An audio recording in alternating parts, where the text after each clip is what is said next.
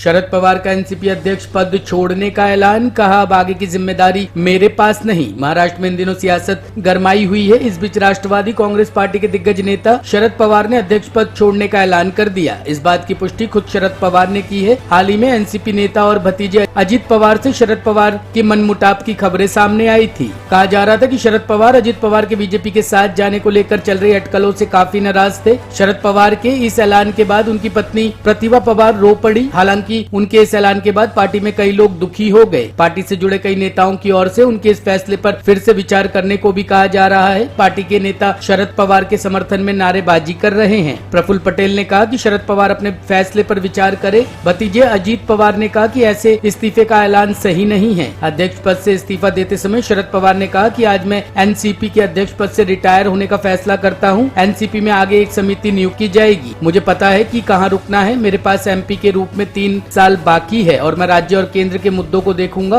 मैं विभिन्न सांस्कृतिक, राजनीतिक और अन्य मुद्दों के लिए काम करूंगा। मेरा संन्यास सार्वजनिक जीवन से नहीं है। हालांकि एनसीपी कार्यकर्ताओं की मांग है कि शरद पवार अपने संन्यास का फैसला वापस ले।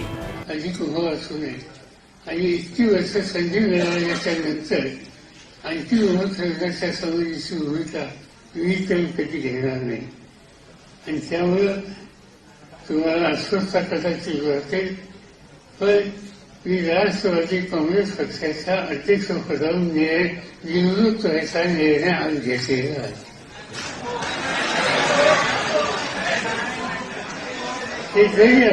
तो शरद पवार जी ने जो आज उनके पद से, उनके अध्यक्ष पद से उन्होंने इस्तीफा दिया है, वो किस कारणवश दिया है ये तो बताना मुश्किल है।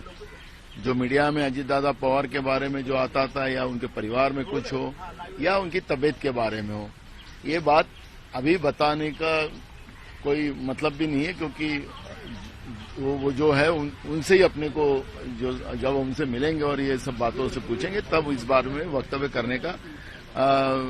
करना अच्छी बात होगी।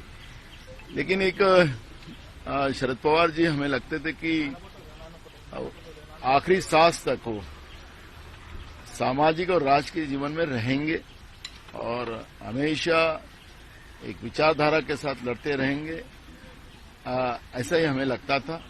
लेकिन आज उन्हें किस वजह से इस्तीफा दिया ये बताना मुश्किल है।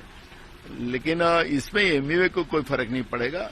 जो भी राष्ट्रवादी के जो उनके पार्टी के अंतर्गत जो भी डिसाइड होगा उसके अंतर्गत जो भी अध्यक्ष बनेंगे वो एमवीए के साथ रहेंगे, ये हमारी उम्मीद है। सिर्फ Sharad Pawar is N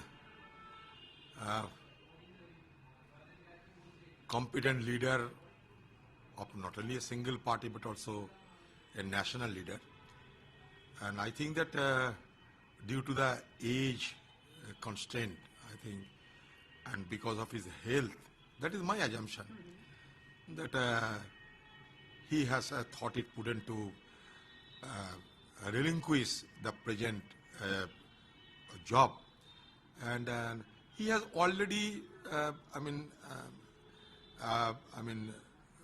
selected his own successor, I think so, because a number of leaders are there in the NCP who are also eligible and competent to inherit the legacy of Sharad Pawar ji.